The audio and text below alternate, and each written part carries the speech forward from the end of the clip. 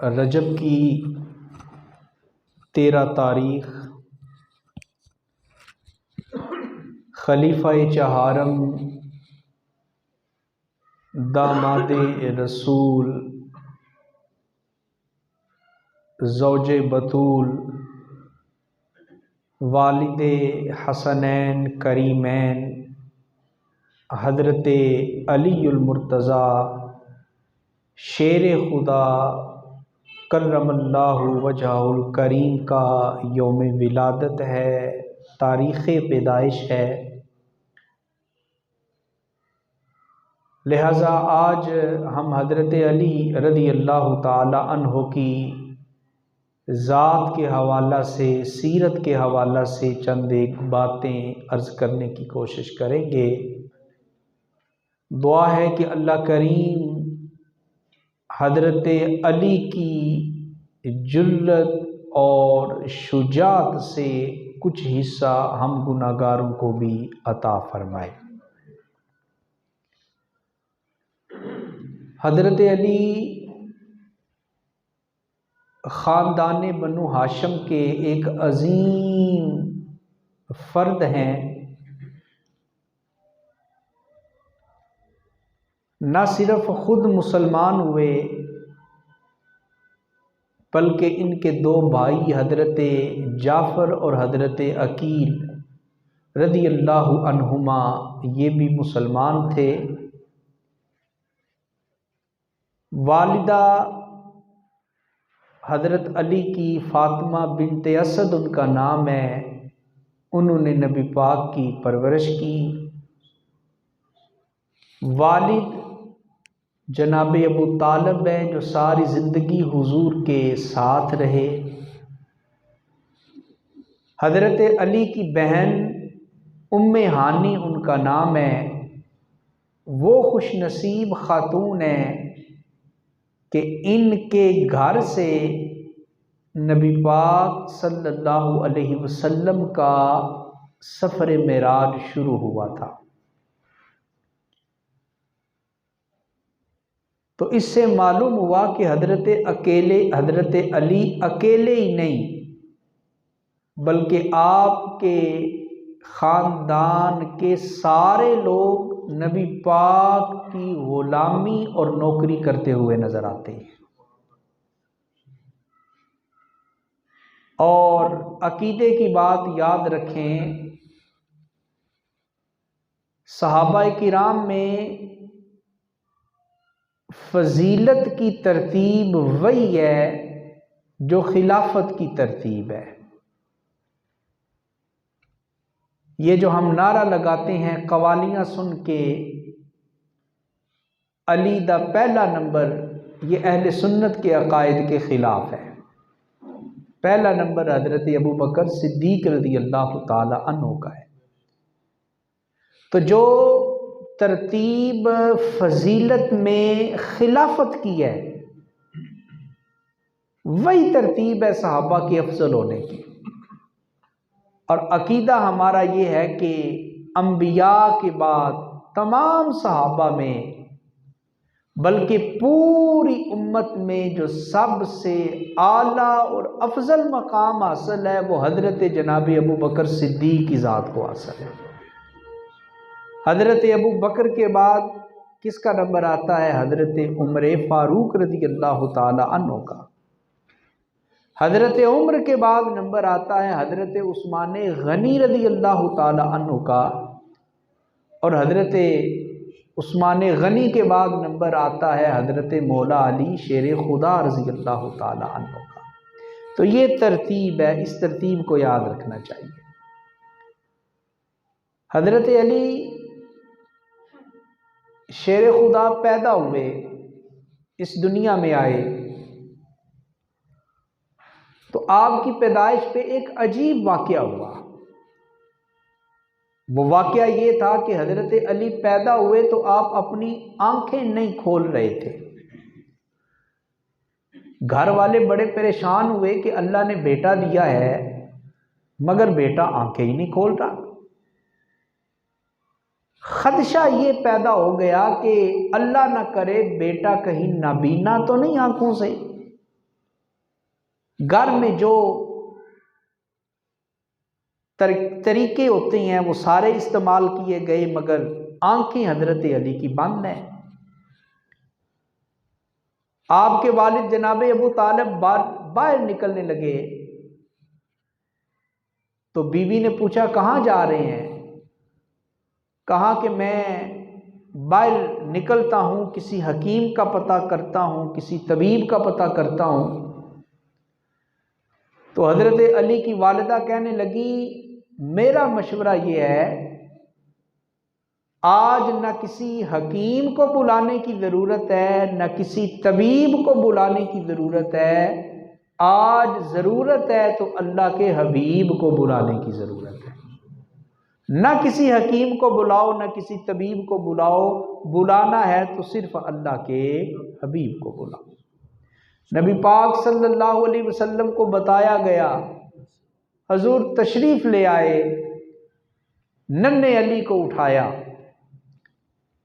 حضرت علی کو اٹھایا نبی پاک نے اپنی گود میں گڑتی دینے کے لیے، جیب میں ہاتھ ڈالا تو اتفاق ایسا تھا کوئی کھجور نہیں تھی۔ گڑتی دینے کے لیے اس وقت کوئی چیز نبی پاک کی جیب میں نہیں تھی۔ اب حضرت علی کے مقدر دیکھیں، نبی پاک نے حضرت علی کو اٹھا کے اپنے منہ کے قریب کیا، حضرت علی کا منہ کھولا اور اپنی زبان مبارک حضرت علی کے منہ میں داخل فرما دی۔ سبحان۔ حضرت علی نے نبی پاک کے لعاب کو چوسا، نبی پاک کا لعاب حضرت علی کے شکم اطہر کے اندر گیا۔ اور اہل محبت کہتے ہیں کہ دنیا میں بچے پیدا ہوتے ہیں تو کسی کو شہد کی گڑتی دی جاتی ہے، کسی کو دودھ کی گڑتی دی جاتی ہے، کسی کو کھجور کی گڑتی دی جاتی ہے، کسی کو چینی اور شکر کی گڑتی دی جاتی ہے، مگر حضرت علی شیر خدا کا مقدر اتنا اعلیٰ ہے کہ دنیا میں آنے کے بعد آپ کو نہ شہد کی گڑتی ملی، نہ شکر کی ملی، نہ چینی کی ملی، نہ کھجور کی ملی، آپ کو گڑتی ملی ہے تو لعاب مصطفیٰ سے گڑتی آپ کو دی گئی۔ پہلی غذا جو حضرت علی کے پیٹ میں گئی ہے وہ نبی پاک کا لعاب آپ کے پیٹ میں گیا ہے۔ جب گڑتی مل گئی، لعاب مصطفیٰ اندر داخل ہو گیا، تو کیسے ہو سکتا ہے کہ جہاں حضور کا لعاب آ جائے تو وہاں کوئی کمی رہ جائے، کوئی نقص رہ جائے، کوئی بیماری رہ جائے؟ جہاں حضور کا لعاب ہو وہاں تو شفا ہی شفا ہے، رحمت ہی رحمت ہے، اللہ کا کرم ہی کرم ہے۔ جب حضور نے اپنا لعاب ڈال کے گڑتی دی، پہلے حضرت علی کی آنکھیں بند تھیں، حضور کا لعاب اندر جاتا ہے تو مولا علی فٹ سے آنکھیں کھول کے حضور کا چہرہ دیکھنا شروع کر دیتے، اور حضور کا چہرہ دیکھ کے حضرت علی مسکرائے۔ اور یہ بھی حضرت علی کا مقدر ہے، یہ بھی ان کی خصوصیت ہے، یہ بھی ان کا امتیاز ہے۔ بچے دنیا میں آتے ہیں، کوئی ماں کا چہرہ دیکھتا ہے، کوئی پہلے دادی کا چہرہ دیکھتا ہے، کوئی نانی کا چہرہ دیکھتا ہے، کوئی پہلے خالہ کا چہرہ دیکھتا ہے، کوئی پہلے اپنی دائی کا چہرہ دیکھتا ہے، مگر حضرت علی اس دنیا میں آئے ہیں، ان سارے رشتوں میں سے کسی کا چہرہ نہیں دیکھا۔ حضرت علی نے دنیا میں آ کے سب سے پہلے چہرہ دیکھا ہے تو چہرہ مصطفیٰ کو دیکھا ہے۔ سب سے پہلے حضرت علی کی آنکھوں نے جس چہرے کی زیارت کی ہے تو چہرہ والضحیٰ کی زیارت کی ہے، وہ چہرہ دیکھا ہے کہ جس چہرے کو رب بھی محبت سے ہر وقت ہی دیکھتا رہتا ہے۔ حضور کا چہرہ ایسا چہرہ ہے کہ رب بھی ہر وقت حضور کا چہرہ ہی دیکھتا رہتا ہے، اور یہ ایسا چہرہ ہے کہ جس چہرے کو دیکھ کر رب اپنے قبلے بھی تبدیل فرما دیا کرتا ہے۔ تو حضرت علی کی پہلی غذا یہ لعاب مصطفیٰ ہے، اور پہلے چہرہ کسی کا دیکھا ہے تو چہرہ مصطفیٰ کو دیکھا ہے۔ حضرت علی کے جو والد تھے نا، نام ہے ان کا جناب ابو طالب، رشتے میں نبی پاک کے چچا لگتے ہیں. بڑا ساتھ دیا جناب ابو طالب نے حضور کا، ہر موڑ پہ ساتھ دیا ہے. ایک وقت ایسا بھی آیا کہ سارے مکے کے بڑے بڑے سردار، چودھری، پریا پرائد کے بندے اکٹھے ہو گئے، کہنے لگے بس بڑا ہو گیا، ہم اس دین کو زیادہ برداشت نہیں کر سکتے، آج آر ہوگا یا پار ہوگا، بس آج معاملہ ختم کر کے رہیں گے. سارے مل کے جناب ابو طالب کے پاس گئے اور کہنے لگے اے ابو طالب، آپ اپنے قبیلے کے، اپنے خاندان کے سردار ہیں مکہ میں، اور آپ کا بھتیجا بھی آپ کے زیر کنٹرول ہے. ہم نہیں چاہتے کہ ہم اس کو نقصان پہنچائیں، چونکہ بھتیجا آپ کا ہے، آپ سردار ہیں، ہمارے دلوں میں آپ کا ادب ہے، آپ کی حیا ہے، مگر اب ہماری برداشت ختم ہو چکی ہے، مزید برداشت نہیں کر سکتے اس نئے دین کو، نئی کتاب کو. بھائی بھائی سے جدا ہو رہا ہے، بیٹا باپ سے جدا ہو رہا ہے، 3 باتیں ہم کرتے ہیں، بھتیجے سے کہو کہ کسی ایک بات پہ عمل کر لے، بس چوتھی بات کوئی نہیں. کہا بتاؤ کیا باتیں ہیں تمہاری؟ مکے والوں نے کہا پہلی بات یہ ہے کہ اگر تیرا بھتیجا سردار بننا چاہتا ہے نا مکے کا، ہم اسے سردار بنانے کو تیار ہیں، مگر بدلے میں دین کو چھوڑنا ہوگا. دوسرا آپشن یہ ہے کہ اگر وہ دولت چاہتا ہے تو اتنی دولت جمع کر کے دیں گے کہ مکے کا سب سے رئیس بنا دیں گے، مگر بدلے میں اسلام سے پیچھے ہٹنا ہوگا.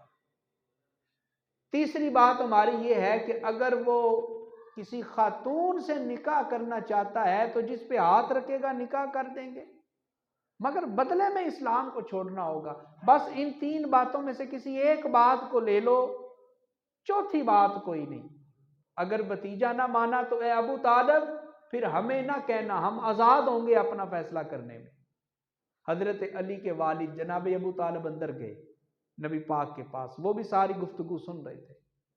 جا کر کہنے لگے اے بھتیجے، تو نے گفتگو تو سن لی مکے والوں کی، اب دیکھ میں نے بڑا ساتھ دیا ہے تیرا، بوڑھا ہو گیا ہوں، بال بھی سفید ہو گئے ہیں، ہڈیاں کمزور ہو گئی ہیں، جسم میں پہلی جیسی طاقت نہیں رہی. اے بھتیجے میرے اوپر اتنا بوجھ نہ ڈالو کہ میں برداشت ہی نہ کر سکوں، کچھ غور و فکر کرو اس بارے میں، کیا تمہارا فیصلہ ہے؟ تو نبی پاک صلی اللہ علیہ وسلم گھبرائے نہیں ہیں، سارا مکہ ایک طرف ہے، حضور گھبرائے نہیں ہیں. کیوں؟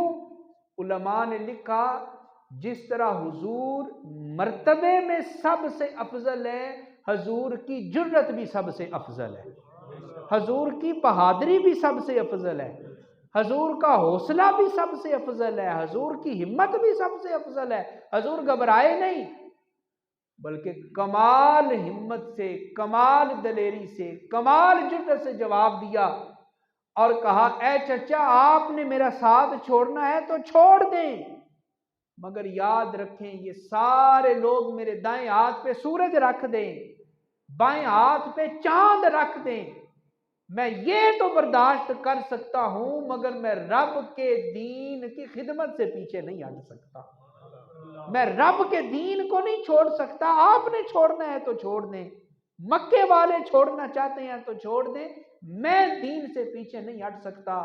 جناب ابو طالب حضرت علی کے والد نے یہ سنا، ان میں بھی بڑھاپے میں پھر جوانی آ گئی، مکے والوں کے پاس گئے اور جا کر کہنے لگے اے مکے والوں، بس میں بھی اپنے بھتیجے کے ساتھ ہوں، تم نے جو کرنا ہے کر لو، میرے ہوتے ہوئے، میری جب تک سانس چل رہی ہے، میرے ہوتے ہوئے تم میرے بھتیجے کو کوئی نقصان نہیں پہنچا سکتے، میں اپنے بھتیجے کے ساتھ ہوں، میں اپنے بھتیجے کے ساتھ ہوں.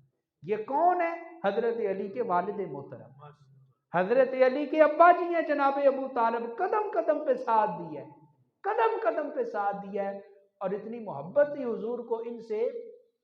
جب ان کا انتقال ہوا نا جناب ابو طالب کا، اور اسی سال حضرت خدیجہ الکبریٰ کا بھی انتقال ہوا، ایک ہی سال 2 محبوب ہستیاں نبی پاک کی رخصت ہو گئی. نبی پاک اتنا غمگین ہوئے، اتنا غمگین ہوئے، حضور نے اس سال کو عام الحزن یعنی غم کا سال قرار دے دیا۔ فرمایا یہ میرے لیے غم کا سال ہے کہ میرے چچا بھی چلے گئے، میری اہلیہ بھی رخصت ہو گئے۔ یہ والد ہیں، اور جو حضرت علی کی والدہ ہیں ان کا نام ہے حضرت فاطمہ بنت اسد رضی اللہ تعالی عنہا۔ حضرت فاطمہ جو ہیں یہ رشتے میں نبی پاک کی چچی لگتی تھی۔ نبی پاک کی کیا لگتی تھی؟ چچی لگتی تھی، مگر نبی پاک ان کو چچی نہیں کہتے تھے، امی امی امی، میری ماں میری ماں میری ماں کہہ کے پکارا کرتے تھے۔ حضور کہتے تھے علی تیری ماں میری چاچی تو لگتی ہے، مگر میں اسے اپنی چاچی نہیں کہوں گا، میں اسے اپنی ماں کہہ کے پکارا کروں۔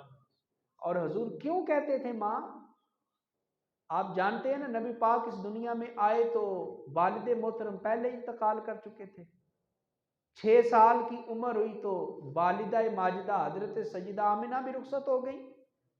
اب باپ نہ ہو ماں ہو تو بیٹے کو حوصلہ تو ہوتا ہے نا، چلو ماں کا سہارا ہے، ماں کی شفقتیں موجود ہیں۔ مگر دیکھو رب کے امتحان، دنیا میں آئے باپ پہلے رخصت ہو گئے، 6 سال عمر ہوئی تو ماں بھی رخصت ہو گئی۔ نبی پاک کا دل دکھا۔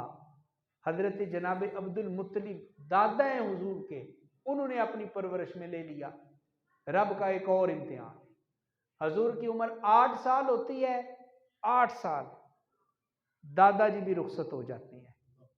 اب چچا جناب ابو طالب حضور کو اپنے گھر میں لے آتے ہیں اور کہتے ہیں کہ اے بھتیجے محمد صلی اللہ علیہ وسلم، تو لگتا تو میرا بھتیجا ہے، مگر میں تجھے اپنا بھتیجا سمجھ کے تیری پرورش نہیں کروں گا، میں اپنے سگے بیٹوں سے بڑھ کے تیری پرورش کروں گا۔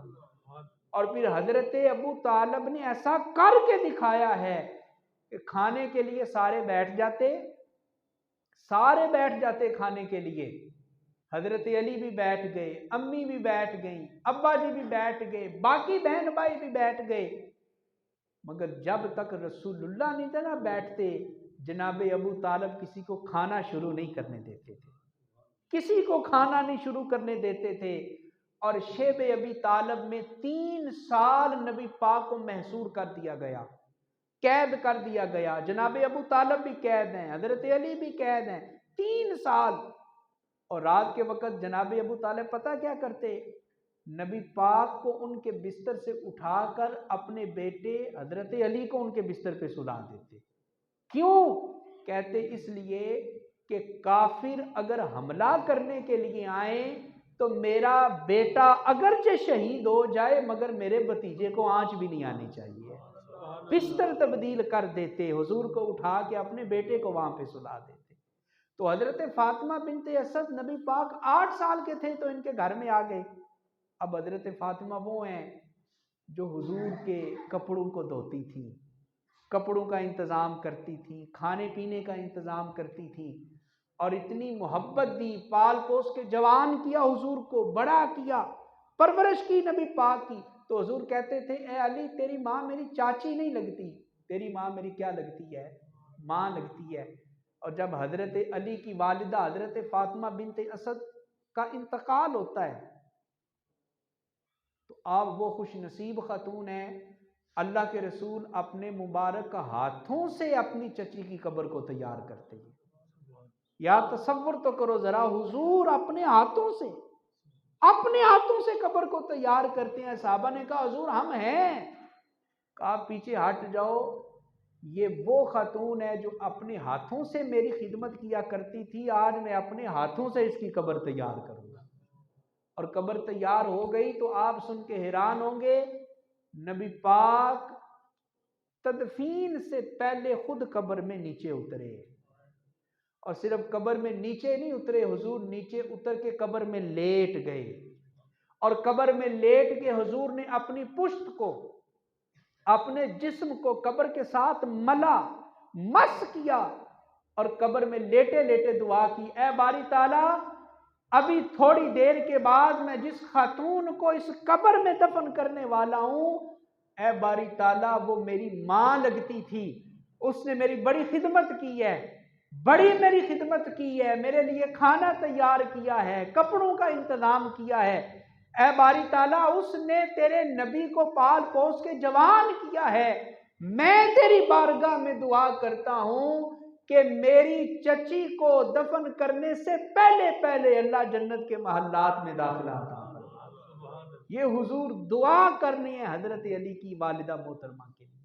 تو حضرت علی اکیلے ہی نہیں، ماں نے بھی خدمت کا حق ادا کر دیا ہے، اور حضرت علی کے والد محترم نے بھی خدمت کا حق ادا کر دیا ہے۔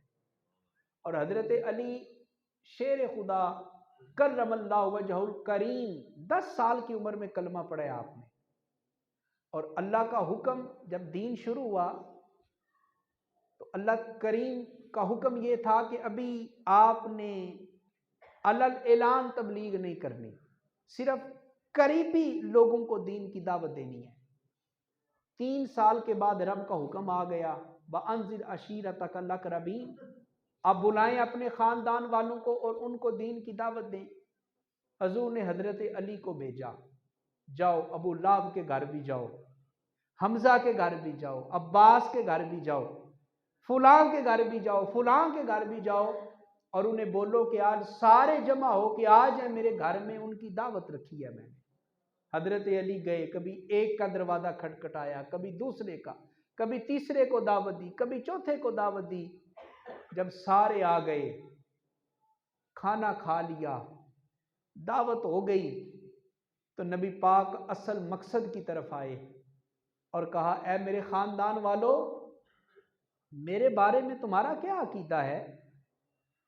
اگر میں تمہیں کہوں کہ اس کوہ صفا کے پیچھے سے ایک لشکر تمہارے اوپر حملہ کرنے والا ہے تو میری بات کو مان جاؤ گے؟ تسلیم کر لو گے میری بات کو؟ خاندان والوں نے کہا، اے بھتیجے محمد صلی اللہ علیہ وسلم، اگرچہ ہم نے کوہ صفا کے پیچھے والی چیز کو ابھی نہیں دیکھا، مگر تو کہے گا نا تو بن دیکھیں آنکھیں بند کر کے تیری بات کو تسلیم کر لیں گے۔ اس لیے کہ جب سے تو اس دنیا میں آیا ہے، ہم نے تیرا لڑکپن دیکھا ہے، تیری جوانی دیکھی ہے، تجھے کبھی خلاف حقیقت کوئی بات کرتے سنا ہی نہیں ہے، اور ہم بالاتفاق یہ کہتے ہیں کہ پورے مکے میں سب سے بڑا امین بھی تو ہے اور سب سے بڑا صادق بھی تو ہے۔ تو امین بھی ہے، تو صادق بھی ہے۔ جب انہوں نے تسلیم کر لیا نا، تو پھر نبی پاک نے کہا، اچھا اب جب تم مجھے صادق سمجھتے ہو تو میرا پیغام یہ ہے کہ اللہ نے مجھے آخری نبی بنا کے بھیجا ہے، میں اللہ کی طرف سے آخری رسول بن کے آیا ہوں، میری دعوت کو قبول کرو، میرے دین کو قبول کرو، بتوں کو چھوڑو، اللہ کی وحدانیت پہ ایمان لاؤ۔ جب حضور نے انہیں دعوت پیش کی تو جتنے خاندان کے بڑے بڑے لوگ آئے تھے، کسی ایک نے بھی کلمہ نہیں پڑھا، سارے خاموش ہو گئے۔ کسی نے باتیں کرنا شروع کر دی، کسی نے انکار کر دیا، کسی نے سخت جملے بول دیے۔ اور جب خاندان والے ہی ساتھ نہ دے تو بندے کا دل دکھتا ہے، بندہ پریشان ہوتا ہے کہ خاندان والے تو بازو ہیں، ان کا تو تعاون چاہیے، ان کی تو مدد چاہیے۔ جب کسی نے لبیک نہ کہا، حضور پریشان ہو گئے، دل رنجیدہ ہوا۔ پیچھے کونے میں حضرت علی کھڑے تھے، 10 سال عمر ہے، آپ نے اپنے پنجوں کے بل کھڑے ہو کے اپنے آپ کو تھوڑا اوپر اٹھایا اور کہا کہ اے اللہ کے رسول، آپ کیوں پریشان ہوتے ہیں؟ میرا نام علی ہے، اگرچہ میری عمر 10 سال ہے، میری ٹانگیں بھی پتلی ہیں، میرا قد بھی چھوٹا ہے، اور میری آنکھوں سے پانی بھی نکلتا ہے، مگر یا رسول اللہ، میں اللہ کو گواہ بنا کے کہتا ہوں، آنا حامدو کا، آنا ناصرو کا، زندگی کی آخری سانس تک حضور میں آپ کی مدد بھی کرتا رہوں گا، میں آپ کی حفاظت بھی کرتا رہوں گا۔ آنا حامدو کا، آنا ناصرو کا، میں آپ کے اوپر ایمان بھی لاتا ہوں، اور صرف ایمان ہی نہیں لاتا، میں وعدہ کرتا ہوں مرتے دم تک میں آپ کی حفاظت بھی کرتا رہوں گا۔ میں آپ کا محافظ بھی رہوں گا۔ اور پھر تاریخ پڑھ کے دیکھیں حضرت علی شیر خدا نے 10 سال کے اس وعدے کو کیسے پورا کیا ہے۔ ساری زندگی جہاں نبی پاک کا پسینہ گرتا تھا وہاں حضرت علی نے اپنا خون بہایا ہے۔ جہاں حضور کا پسینہ گرا ہے وہاں حضرت علی نے اپنا خون بہایا ہے۔ بدر میں تلوار چمکی ہے تو حضرت علی کی، احد میں تلوار چمکی ہے تو حضرت علی کی، خندق میں خیبر میں تلوار چلی ہے تو حضرت مولا علی کی تلوار چلی ہے۔ اور آپ سن کے حیران ہوں گے، بدر کی لڑائی میں 70 کافر مارے گئے تھے۔ کتنے کافر؟ 70 کافر مارے گئے تھے، اور ان 70 کافروں میں سے 22 کافروں کو اکیلے حضرت علی نے واصل جہنم کیا تھا۔ ٹوٹل 70 مرے ہیں، ان میں سے 22 کو حضرت علی نے واصل جہنم کیا ہے۔ احد کی لڑائی کو دیکھیں، احد کی لڑائی میں کل 22 کافر قتل ہوئے، احد کی لڑائی میں 22، اور ان 22 میں سے 7 کافروں کو اکیلے ذوالفقار حیدری نے واصل جہنم کیا۔ یہ ہے حضرت علی کی جرأت، یہ ہے ان کی شجاعت، یہ ہے ان کی بہادری۔ اور صرف یہی نہیں، حضرت علی زندگی کی آخری سانس تک حضور کی حفاظت کرتے رہے، دین اسلام کی خدمت کرتے رہے، اور آپ کے بعد آپ کی اولاد یعنی حضرت امام حسین اور آپ کے باقی شہزادوں نے میدان کربلا کے اندر اپنے باپ کے کیے ہوئے وعدے کو پورا کیا ہے۔ اور علماء نے لکھا ہے کہ اسلام کی تاریخ میں، یہ بات سنیے گا ذرا غور سے، اسلام کی تاریخ میں اگر خاندان کی بات کی جائے، خاندان کی، ایک فرد کی نہیں، خاندان کی بات کی جائے، تو جس خاندان نے سب سے زیادہ جانوں کا نذرانہ اسلام کے لیے پیش کیا ہے وہ حضرت مولا علی کا خاندان ہے۔ حضرت علی کا خاندان وہ خاندان ہے کہ اس خاندان کے سب سے زیادہ لوگوں نے نبی پاک کے دین کے لیے اپنی جانوں کا نذرانہ پیش کیا ہے۔ حضرت علی جب تک زندہ رہے اپنی تلوار کافروں کے لیے للکارتے رہے، اور اس دنیا سے چلے بھی گئے ہیں تو میدان کربلا میں حضرت مولا علی کی اولاد نے اپنے باپ کے کیے ہوئے وعدے کو پورا کر کے دکھایا ہے۔ حضرت علی کی جرأت اور شجاعت کا ایک اور واقعہ سنیں۔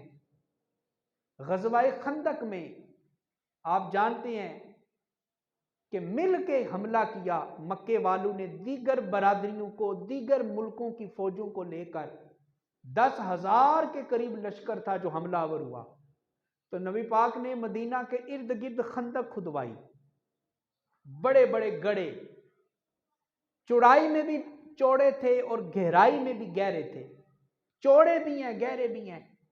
اب کوئی کافر اس گڑھے کو، اس خندق کو پار نہیں کر سکتا، جو پار کرتا ہے نیچے گر جاتا ہے، نیچے گرتا ہے اوپر سے مسلمان تیر مار کے اسے ہلاک کر دیتے ہیں۔ مگر مشرکوں کے لشکر میں سے ایک شخص، ابن ود اس کا نام ہے، جرأت میں، بہادری میں بڑا دلیر ہے، بڑا فوجی آدمی ہے، جنگی مہارت رکھتا ہے، اور اتنا دلیر ہے، اس کا دعویٰ تھا کہ میرے مقابلے میں 1000 بندہ بھی لڑنے کے لیے آ جائے، میں باری باری سب کو قتل کر سکتا ہوں مگر مجھے تھکاوٹ نہیں ہوتی ہے۔ اتنا دلیر آدمی، اتنا فوجی آدمی تھا۔ یہ کسی طرح خندق کو عبور کر گیا اور صحابہ کے لشکر میں گھس آیا اور آ کر دعوت مبارزت دینے لگا۔ حل من مبارز، ہے کوئی تم میں ایسا جرأت والا جو میرے ساتھ آ کے مقابلہ کرے؟ ہے کوئی تم میں دلیر؟ ہے کوئی تم میں غیرت مند جو آ کے میرا مقابلہ کرے؟ اب جب اس نے للکارا نا تو حضرت علی شیر خدا اپنی جگہ سے کھڑے ہوئے اور کہا حضور مجھے اجازت دیں، مجھے اجازت دیں، میں اس بے ایمان کا مقابلہ کرتا ہوں۔ نبی پاک نے اپنے پاس بلایا اور کہا کہ اے علی، آج تیرا مد مقابل کوئی کمزور نہیں، بڑا طاقتور ہے۔ یہ کہنے کے بعد نبی پاک نے اپنے سر سے جنگی ٹوپی کو اتار کر اپنے ہاتھوں سے حضرت علی کے اوپر وہ ٹوپی پہنائی ہے، اور اپنی تلوار حضرت علی کو نبی پاک نے دی، دعاؤں کے سائے میں رخصت کیا۔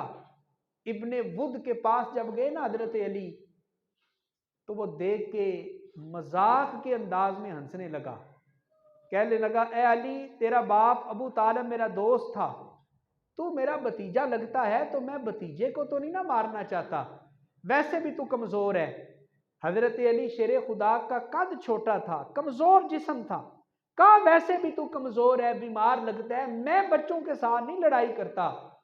حضرت علی نے یہ سنا تو پھر آپ نے وہ مشہور زمانہ شعر کہے اور کہا کہ اے مرحب تو مرب ہے مگر سمتنی امی مرحب، امی حیدر تو مرب ہے تو یاد رکھ میرا نام میری ماں نے حیدر رکھا ہے، میں کوئی عام نہیں، میری رگوں میں عبد المطلب کا خون دوڑ رہا ہے، میں ہاشمی خاندان کا فرد ہوں، مجھے کمزور نہ سمجھنا، میں اللہ کی توحید کو ماننے والا ہوں، نبی پاک کی رسالت کو ماننے والا ہوں، میرا دن روزے کی حالت میں گزرتا ہے، میری ساری رات مصلے پہ گزر جاتی ہے، مجھے کمزور نہ سمجھنا، پھر لڑائی ہوتی ہے۔ صحابہ کہتے ہیں اتنی سخت لڑائی ہوئی کہ ہم نے اس سے پہلے اتنی سخت لڑائی دیکھی نہیں ہے، دو بدو لڑائی ہوئی، اتنا سخت مقابلہ ہوا، کبھی حضرت علی کی تلوار غالب آ جاتی ہے، کبھی اس کی تلوار غالب آ جاتی ہے، کبھی وہ نیچے گر جاتا ہے، کبھی حضرت علی پیچھے ہٹ جاتے ہیں، اتنی سخت لڑائی ہوئی۔ پھر ایک موقع ایسا بھی آیا کہ گرد و غبار اٹھی زمین سے، ہم دور بیٹھے تھے، نظر نہیں آ رہا تھا اندر کیا ہو رہا ہے، پھر ہمیں ایک چیخ کی آواز آئی، ہم سہم گئے، پتہ نہیں نتیجہ کیا نکلا ہے، ہم سہم گئے، تھوڑی دیر کے بعد گرد ہٹی، ہم نے دیکھا کہ حضرت علی اپنی تلوار سے اس کافر کا سر کاٹ رہے تھے اور اپنی زبان سے نعرہ تکبیر کو بلند فرما رہے تھے، نعرہ تکبیر کو بلند فرما رہے تھے، اور اس کو واصل جہنم کرنے کے بعد جب حضرت علی حضور کی بارگاہ میں آئے نا، تو حضور نے اٹھ کے حضرت علی کا استقبال کیا اور کہا اے علی، آج تیری تلوار کا ایک وار تیری زندگی کی ساری نفلی عبادتوں سے زیادہ درجہ لے گیا ہے، اور کہا کہ آج جب تو لڑائی کر رہا تھا تو تیری کامیابی کے لیے رب کے فرشتے بھی رب سے فتح کی دعا مانگ رہے تھے۔ یہ ہے جرأت حضرت علی شیر خدا کی، یہ ہے ان کی شجاعت، یہ ہے ان کی بہادری۔ 10 سال کی عمر میں جو وعدہ کیا تھا حضرت علی نے آخر تک وہ وعدہ نبھایا ہے، آخر تک وہ وعدہ نبھایا ہے۔ اور نبی پاک صلی اللہ علیہ وسلم نے فرمایا، حضور نے فرمایا، ایک دفعہ مستدرک للحاکم کی یہ روایت ہے، حضرت علی بیٹھے ہوئے تھے، حضور بھی تشریف فرما تھے، حضور نے حضرت علی کو دیکھا تو مسکرائے، حاضرین نے پوچھا حضور خیریت ہے؟ فرمایا خیریت ہے، مسکرایا اس لیے ہوں، یہ جو میرے سامنے بیٹھا ہوا ہے نا، حضرت علی کی طرف اشارہ کیا، کہا یہ علی سید فی الدنیا و سید فی الآخرہ، فرمایا علی دنیا میں بھی لوگوں کا سردار ہے، علی آخرت کے دن بھی لوگوں کا سردار ہوگا۔ اور پھر فرمایا من احب علی فقد احبنی ومن احبنی فقد احب اللہ، من سب علی فقد سبنی ومن سبنی فقد سب اللہ، فرمایا جس نے علی کو برا بلا کہا اس نے مجھ محمد کو برا بلا کہا، اور جس نے مجھے برا بلا کہا اس نے اپنے رب کو برا بلا کہا۔ اور پھر فرمایا جس نے علی سے پیار کر لیا اس نے صرف علی سے پیار نہیں کیا، اس نے مجھ محمد سے پیار کر لیا، اور جس نے مجھ سے پیار کر لیا اس نے اپنے رب سے پیار کر لیا، اور جو محبت کی اس معراج کو پہنچ جائے، فرمایا داخل الجنہ، علی کی محبت میری محبت ہے، میری محبت رب کی محبت ہے، اور جس کو یہ 3 محبتیں مل جاتی ہیں اللہ اس کے لیے جنت کا دروازہ کشادہ فرما دیتا ہے۔ حضرت علی شیر خدا کی محبت کو نبی پاک صلی اللہ علیہ وآلہ وسلم نے ایمان کی نشانی قرار دیا. یہ بڑی فضیلت ہے حضرت مولا علی شیر خدا کی، ایمان کی نشانی قرار دیا نبی پاک نے. کہا اے علی، جو منافق ہوگا نا وہ تجھ سے کبھی محبت نہیں کر سکتا، جو منافق ہوگا وہ تجھ سے کبھی محبت نہیں کر سکتا، اور جو مومن ہوگا وہ تجھ سے کبھی بغض نہیں رکھ سکتا.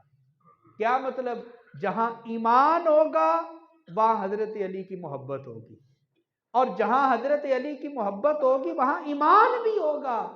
اور جہاں معاذ اللہ حضرت علی کے بارے میں کوئی کینہ آ جائے، دل تنگ ہونے لگے، تو فرمایا اے علی، تجھ سے نفرت اور تجھ سے جو ہے کینہ وہ صرف منافق ہی رکھ سکتا ہے. تو حضرت علی شیر خدا کرم اللہ وجہہ الکریم نبی پاک صلی اللہ علیہ وآلہ وسلم کے صحابی بھی ہیں، اور حضور علیہ الصلوۃ والتسلیم کے داماد بھی ہیں. بلکہ جب ہجرت ہوتی ہے تو نبی پاک نے مواخات قائم کی. جو مکہ سے صحابہ آئے تھے نا، نبی پاک نے مکی صحابہ کو مدنی صحابہ کا بھائی بنا دیا. ایک مکی صحابی دوسرا مدنی صحابی بھائی بھائی بنا دیا ایک کو دوسرے کا، تاکہ رہنے میں، کھانے پینے میں، کاروبار میں کوئی پریشانی نہ آ سکے. مگر حضور نے حضرت علی شیر خدا کو کسی کا بھائی نہیں بنایا. آپ کو مواخات کے رشتے میں حضور نے نہیں باندھا. حضرت علی پریشان ہوئے، کہا حضور کیا میں مومن نہیں ہوں؟ باقی سب کو بھائی بھائی بنا دیا ایک دوسرے کا، مجھے کیوں نہیں بنایا کسی کا بھائی؟ حضور نے فرمایا اے علی، اس لیے انت اخی فی الدنیا والآخرہ، باقی جو بھائی بنے ہیں وہ صحابہ آپس میں ایک دوسرے کے بھائی بنے ہیں، مگر یاد رکھو تجھے میں نے اس دنیا میں بھی اپنا بھائی بنا لیا ہے، میں نے آخرت میں بھی اپنا بھائی بنا لیا.